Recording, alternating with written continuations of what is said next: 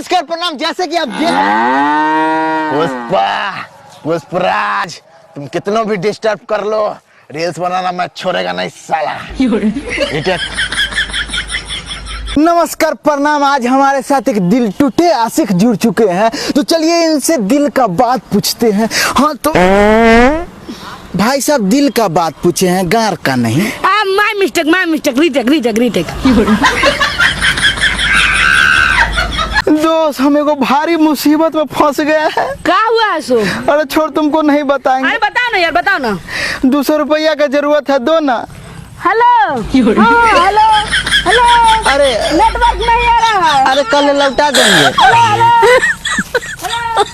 तो जैसे कि आप लोग देख रहे हैं कि हमारे साथ एक व्यक्ति जुड़ चुके हैं जो ऑनलाइन प्यार किए थे और अपना दुख आप लोगों को सुनाना चाहते हैं। हाँ तो सुनाइए।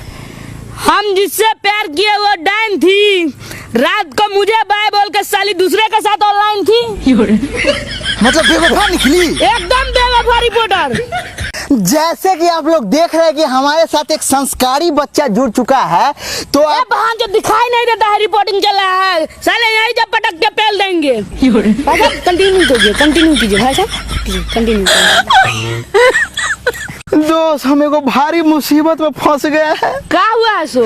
अरे छोड़, तुमको नहीं बताएंगे। अरे बताओ ना यार, बताओ ना। 200 रुपया का जरूरत है, दो ना। Hello hello. अरे नेटवर्क नहीं आ रहा है। अरे कल लौटा देंगे। हेलो।